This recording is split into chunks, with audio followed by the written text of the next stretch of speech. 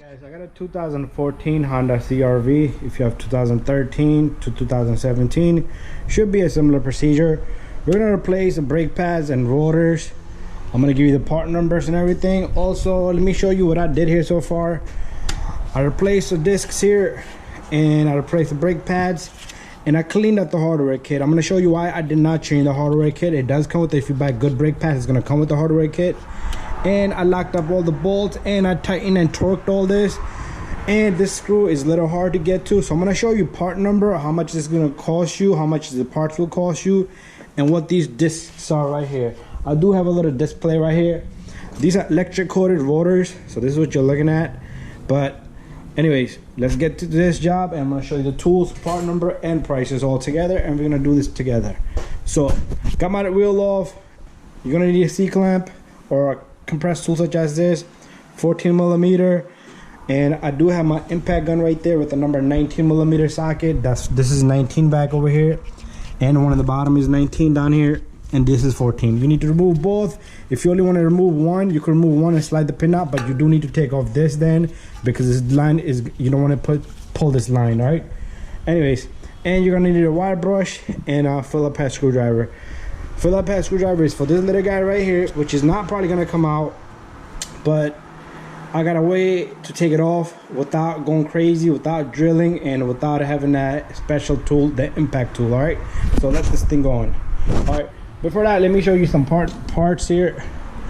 So I am using electric coated discs, so that's the part number on the disc right there. And brake pad, where did I throw the box for brake pad? Brake pad box is I have to find out where did I throw it. Oh, it's sitting right here. So this is the brake pads right there. All right, Equibonos, that's the brand, and that's the brand on the rotor. If you can find it, good. There you go. All right, so if you left your key in the ignition, you should be able to turn this guy just like that, but you do need to leave the key in the ignition. Let me put another light up so it can be more brighter for us to see. There you go.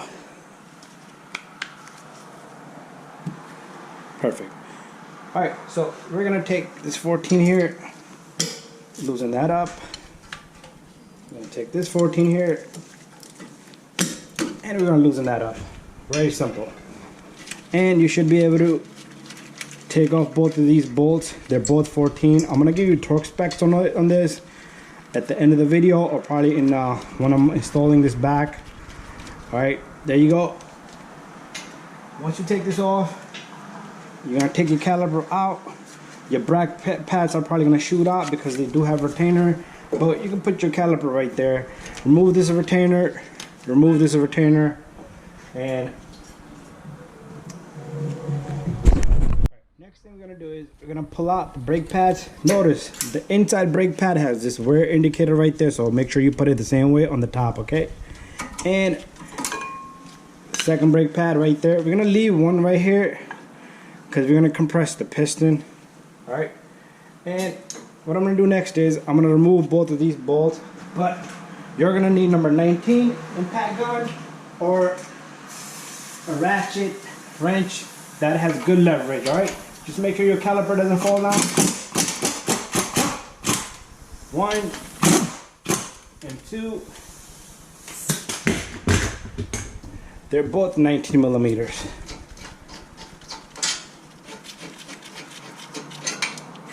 All right, there you go. And what I like to do here is, like I said, I did not change the hardware kit because I do like this new hardware kit the Honda puts on, and they're pretty solid. All right, all you need to do is clean them up really well. All right, perfect.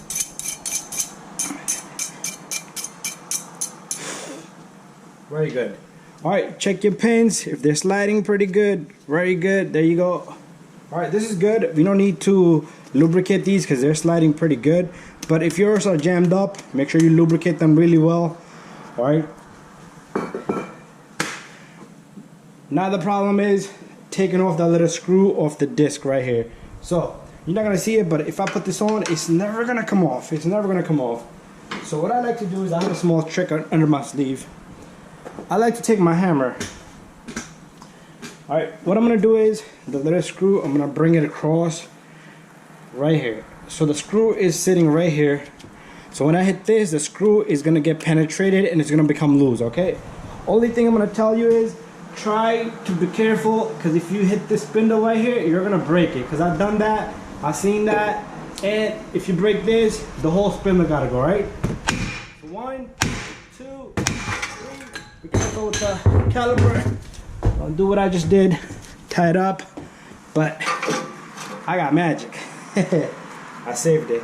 Anyways, after that, your little screw right here should become loose, alright? There you go. Comes right out.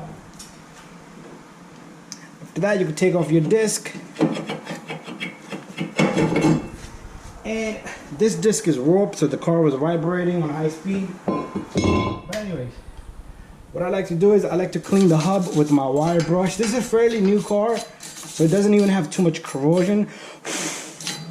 Alright, so clean the hub up really well. If you want to lubricate it, put a little bit of lubrication. Also, I like to clean these little guys right here, because when you press that piston, you don't want dirt and debris to go in, alright?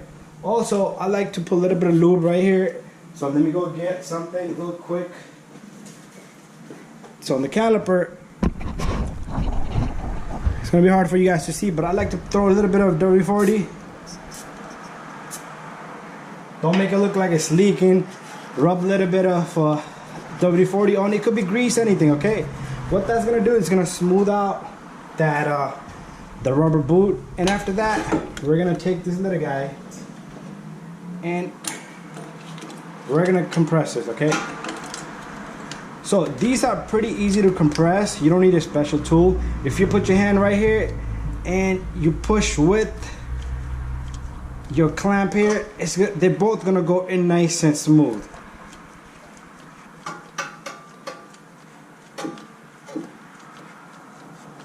Got it? And it's all the way in almost. A little bit more. Oh, I feel like a Superman. I'm strong. There you go. Our piston has retracted. I'm gonna go get my new disc. So the disc, make sure you clean it with the cleaner. You're not gonna see me do that part. I do have videos out there how to clean the disc 2 ways. You can use a power brake cleaner, parts cleaner. You could use a soapy hot water. Make sure you get all the soap off nice and clean, okay? I do have videos and all that. But anyway, let me go get the disc. Alright, so the next step is to put this disc on. Make sure you line the hole with the screw that holds this disc in. Alright, so that's this little guy right here. And let's put this in, and this is going to hold the disc in place. There you go. Alright, the following step. Okay, next step is I had my charger beeping over there from my RCs. Check out my other channel called RC USA 201. Alright, so we're gonna put this bracket on with the number 19 bolts. I am gonna give you a torque spec on this, and the torque spec on these is 101 foot-pound exactly. Okay, I'm gonna show you that at the end of the video also. But anyways, let's continue. I'm gonna tighten these. I'm gonna come back. Okay, got all of these tight. Okay, so these are the brake pads. These are good brake pads at Kibono's, made by a good company. Good thing about these brake pads is they're gonna go in nice and smooth. A lot of times you have to push the brake pad in. You don't want to do that. But this brake wear indicator sensor has to be facing up. So watch how simple these brake pads go in, and they should be able to move just like that freely. They should not be hard, okay? And the next step is we're gonna put this brake pad in right here. Right? So if your brake pad does not go in smoothly like that, you're probably gonna have to file it on the edges and get it in there. But you do not want to jam the brake pad in there. That'd be the worst mistake you could ever do.